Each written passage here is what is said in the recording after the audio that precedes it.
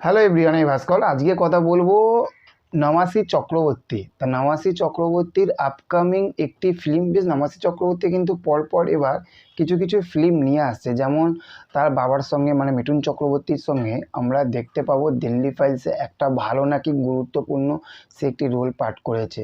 তো সেখানে আমরা দেখতে পাবো। তারপরে সে শুধু অভিনেতা না, সে আবার পরিচালনার দায়িত্ব নিয়েছে দ্য গোস্ট যে মুভিটি সে নিজে তৈরি করছে। সেখানেও আমরা মিঠুন চক্রবর্তী এবং নামাসী চক্রবর্তীকে একসঙ্গে দেখতে পাবো।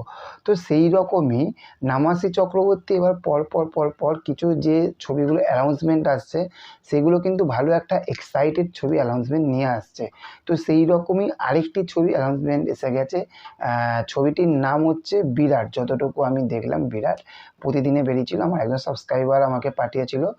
তো এইখানে আমরা আমাদের টলিউডের একজন ভালো অভিনেত্রীকে আমরা নামাসী চক্রবর্তীর সঙ্গে দেখতে পাবো। অভিনেত্রীতে কে?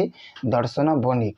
তো দর্শনা বণিকের আপনি এর আগে বা আপনারা এর আগে অনেক কাজ দেখেছেন, বা সে বলিউডেও অনেক কাজ করেছে, কিন্তু ছোট ছোট রোল পেয়েছে। যে লিড রোল, সে কিন্তু সেই রকম রোল পায়নি।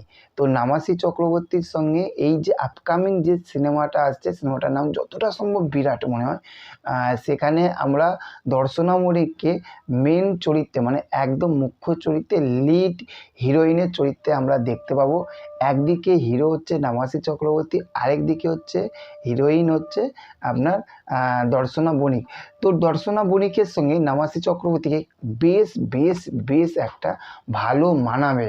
আর যতটুকু আমরা জানতে পারছি যে এই গল্পটা একটা ভালো ইন্টারেস্টিং একটা গল্প হতে চলেছে।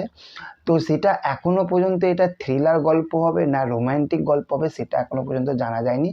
তো আশা করা যায় এটা একটা রোম্যান্টিক মানে থ্রিলারের থাকতে আমরা যদি রোম্যান্টিক ছবি যদি দেখি এটা, তাহলে এটা বেশ ভালো হবে। তো নামাসী চক্রবর্তীর ছবি দেখার জন্য সত্যি কথা বলতে এক্সাইটেড। আমি লাস্ট ছবিটা দেখেছিলাম ব্যাড বয়, এই ছবিটা দেখেছিলাম। ব্যাড বয়, তো হ্যাঁ ব্যাড বয় দেখেছিলাম। তারপরে আর কোনো ছবি তার আসেনি আমার যতটা জানা। তো এই ছবিটা দেখার জন্য এক্সাইটেড, এবং দর্শনা বণিক আছে মুখ্য চরিত্রে আমরা দেখতে পাবো। তো দেখা যাক, যখন ট্রেলার টিজার আসবে তখন আপনাদের সঙ্গে অবশ্যই শেয়ার করব। চ্যানেলে যদি নতুন হয়ে থাকেন চ্যানেলটিকে সাবস্ক্রাইব করবেন, পাশে থাকবেন। Okay, thank you, have a nice day, tata, bye by.